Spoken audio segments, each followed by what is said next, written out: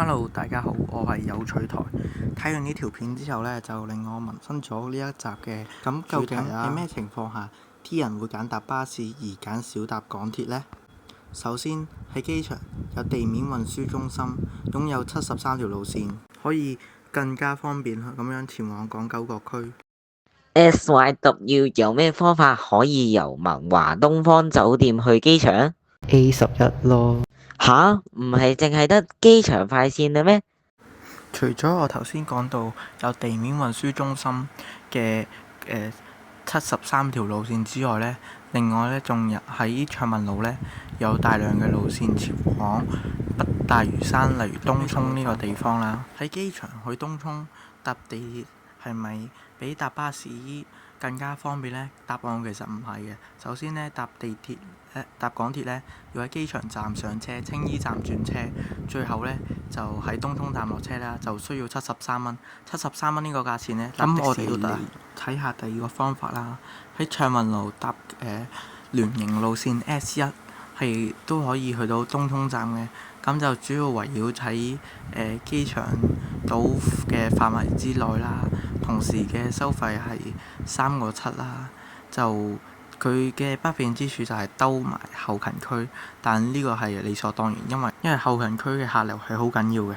此外啦，有唔少人就好中意北上啦，就多數啲人呢就去澳門、珠海呢啲咁嘅鄰近地方啦。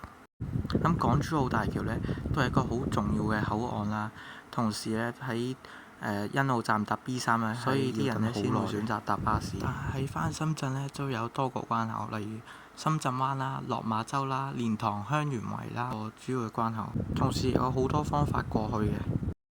1000個以上，路線更加係接近1000條。如果要搭巴士嘅話，由 A 地方去 B 地方嘅方法可以有好多，要快要慢都有唔同路線揀，再加上轉乘網，令到香港嘅巴士路線更加複雜。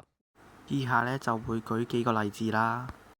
首先喺荃灣去到落馬洲口岸有咩方法？首先就係搭68N 轉 B1 去到落馬洲口岸啦。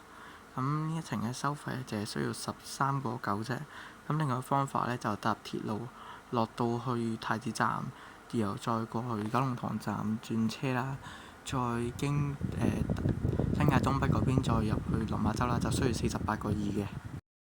我哋而家呢，就利用城巴嘅 B3X 做例子，咁喺中環出發去到深圳灣口岸啦。首先就係962X，然後再轉 B3X，車費就係需要24個2啫。人會習慣搭港鐵嘅原因就係學生優惠。喂，小林，點解學生乘車優惠都會關事啊？問得好。嗱，首先問下大家先，大家知道長者以及殘疾人士2蚊乘車優惠係由政府提供噶啦，咁但係究竟而家嘅學生乘車優惠係由邊個提供呢？俾幾秒大家諗下先。相信聰明嘅你都估到，其實係由各間交通公司自己揞荷包俾嘅。當然啦，港鐵嘅乘車優惠都係佢哋自己提供啦。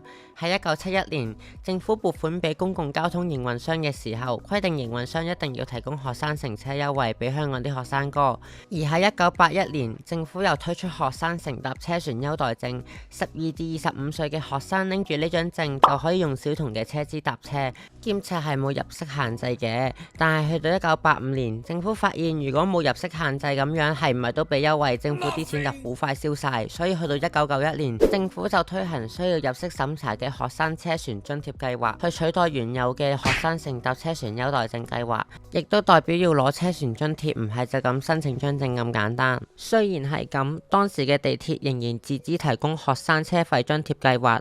去到2008年，隨住兩鐵合併，港鐵將有關學生乘車優惠推廣至原九鐵網絡，使用學生乘車優惠搭車嘅人可享差唔多等同於小童嘅票價，而其他交通工具如果使用學生身份嘅話，大多數都係要俾。雖然係有呢個學生嘅票價優惠啦，但呢個優惠係唔適用於機場快線同埋東鐵線嘅過境段嘅。